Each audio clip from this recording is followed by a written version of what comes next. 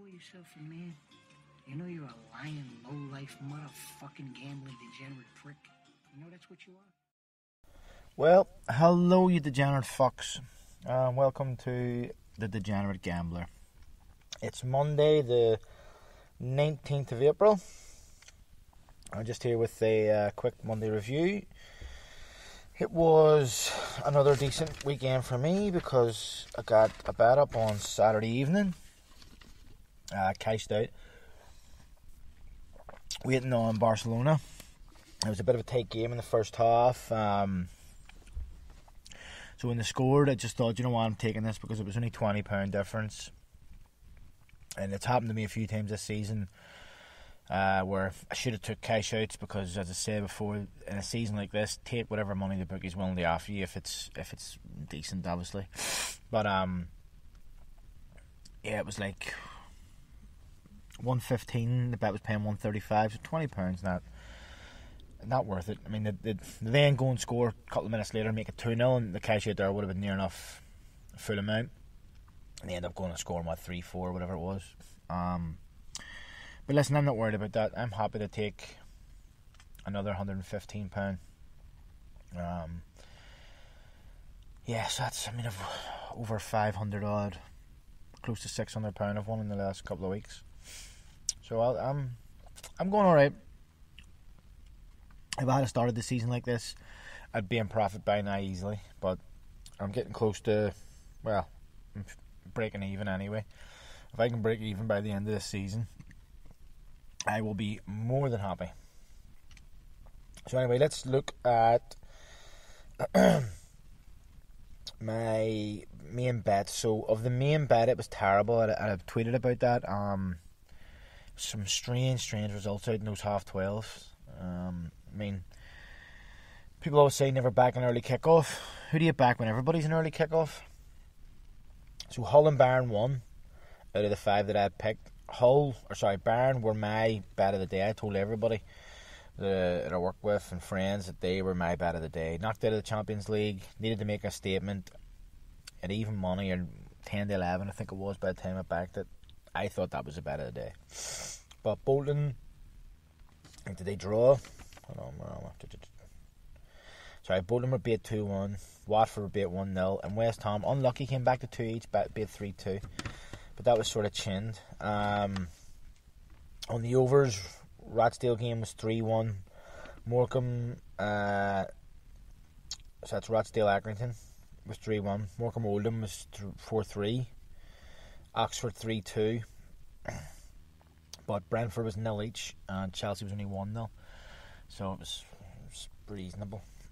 So it was a late bet that touched. Yeah, it was a decent bet. It wasn't, it was just playing about with what games were on. I said I cashed out at 115. It wasn't, in my opinion, worth it. It was profit for me, so I was happy enough. Again, with the teams missed, I haven't went through and done every single team because I got a bet up. But here's the thing, and this is crazy. I mean, so there was 44 games that I counted in the top sort of English, in the English leagues. That's what I always do. I know you can go around Europe, and I'd pick some teams in Europe and whatever. But I'm just trying to say, in general, you can sort of look at the teams, the English sort of leagues is where most of your bets are going to be done. So, of 44 games, only 11 favourites won. So that's a quarter, exactly a quarter. I mean, that is low. That is real bad. I mean, I'll just have a quick glance through at some of them. So even there's like Middlesbrough QPR. Middlesbrough were almost QPR almost 3-1. They win. Swansea and Wycombe drew. Swansea were 4-9 to win that game. Obviously Bournemouth beat Norwich, but there was a player sent off in that game for Norwich, so they were 5-2, so that's 2.5 to 1. Blackpool beat Sunderland 2-1. MK Dons beat Portsmouth. You know, there's so many. Even the Grimsby beating Hen. Grimsby were over 3-1 away at home to Bolton. So, you know, just crazy. And so the fact that I actually got a bet up, I'm well over the moon.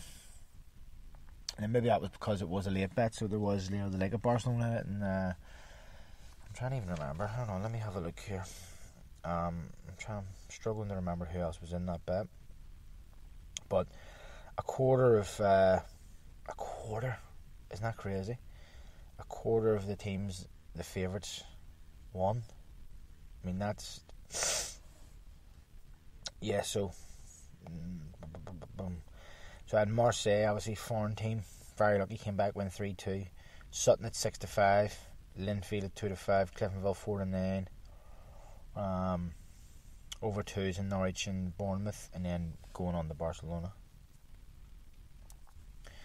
So, yeah, I mean, what have I got? 1, 2 foreign, and then 2 Northern Ireland, so kind of call them foreign if you want, because I didn't check that league for games to see what favourites won. But yeah, I think it's there's no argument there that it was a poor weekend for favourites, but somehow I managed to wiggle out £115. On to yesterday's bet. I think 2 teams beat it.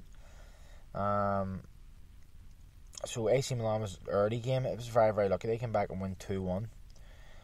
Arsenal, I mean, they had a goal disallowed, which was probably shouldn't have. Well, it was toenails offside. We're back to this shit. Maybe that would have given me a better sweat going on to the later games. So AC Milan. So I'll run through the bet. It was AC Milan, Arsenal, Atletico Madrid, Leicester, Steaua Bucharest, and Real Madrid. So AC Milan won 2-1, Arsenal drew 1 each. Maybe should have won that game. Obviously should have been 1-0 up. Atletico won 5-0 easy. Leicester won 1-0. Steaua Bucharest came back from 1 down to win 2-1. And then that would have all been going on to Real Madrid, which there might have been an interesting cash out there.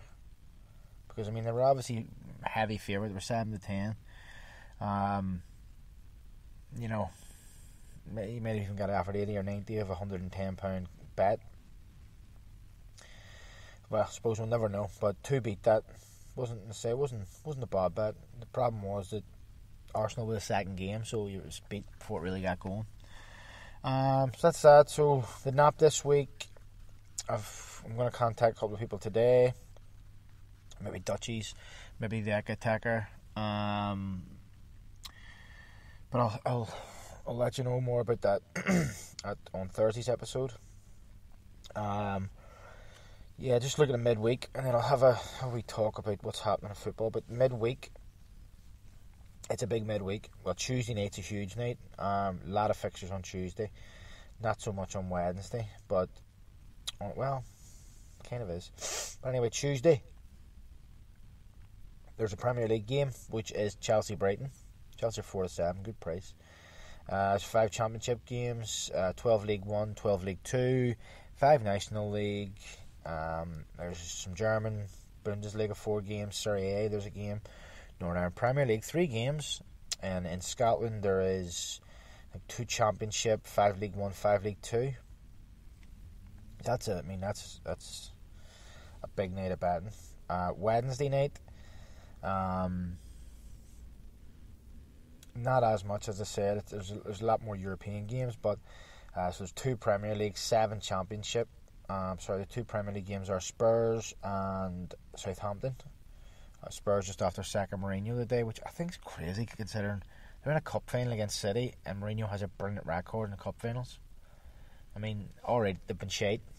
They are shite. But they could have given him till the end of the week. If he wins the cup, maybe they're scared in case he does win it and then they can't sack him. But then if he win it, that's what you fucking brought him in for. Makes no sense to me. The other game is City versus Villa. So that's on Wednesday. Championship 7 games, as I was saying. There's French FA Cup games or Coupe de la France.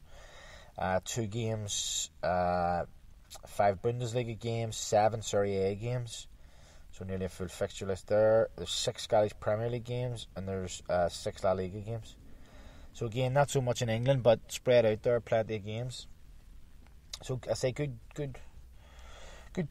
days on Wednesday. Let me see. Actually, I think Thursday. Let's have a wee look.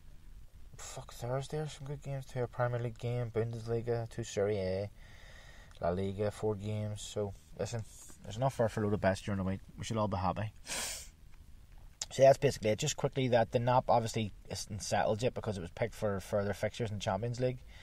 So don't worry about that. Just while I'm on about the Champions League, obviously it was announced today or yesterday, late yesterday, whatever, about this Super League.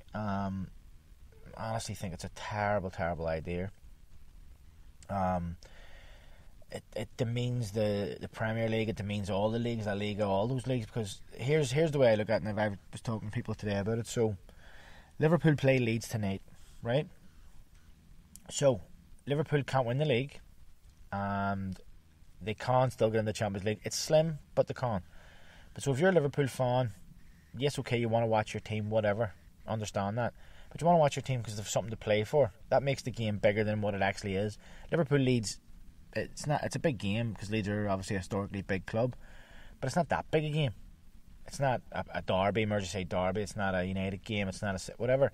So what makes this game tonight big, and it's the same with any team in any league who's pushing for something, is that sort of consequence. If they don't win, then the Champions League's away, or they don't qualify for the Champions League, and all that entails playing in Europa League or not playing in Europe at all. Just in general, the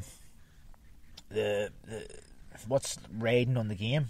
So here's the thing. Let's say whoever you support, let's say you support Man United, City, whoever, and your start to the season is poor.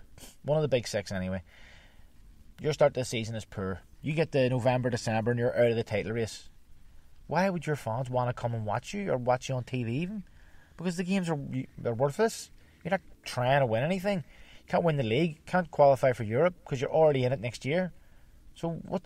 The whole thing about the Super League is, I understand if they want more money because the big clubs or UEFA are taking a lot of the money. Well, I totally get that. But the only reason that one of the reasons people enjoy football is because of that, that jeopardy or whatever you want to call it, where, everything's on the line. People are saying, oh, it's great, you'd be playing these big teams No, that doesn't, I want to play whoever would draw. And there's the 2 German teams aren't going to be in it. So the current European champions are not going to be in the Super League. How does that work? And then, they're talking about, I don't even talk about all the bonds and all that and teams getting banned. That's not the thing I'm worried about. It's the fact of the product. So, like I said, if there was fans in Anfield tonight, I'm sure they'd be going mad, cheering their team on, because if they beat Leeds, that's 1 game down. Keep winning. Hope that Chelsea, West Ham drop points and Liverpool can sneak into the top 4. That's a target. That's something to play for. That's an interest. That's something that you watch the game for. But if Liverpool had already, say that the European Super League was in existence now, what do Liverpool care? What do their fans care? Sure, we're already in the biggest competition next year. We've had a shit league campaign. Whoop-de-doo. But why do you want to go and watch a game or pay for a game on Sky or pay-per-view or whatever it may be in the future? Well, I don't care. I don't want to watch a team who has nothing to play for.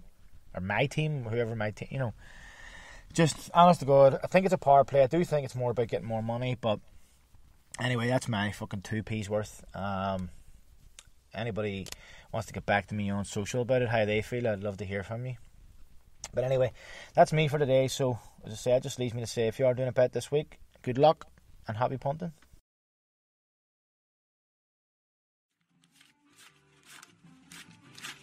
Here, get the fuck out of here. Here, thanks. Let me find out you fucked up. I'll leave you wherever I find you.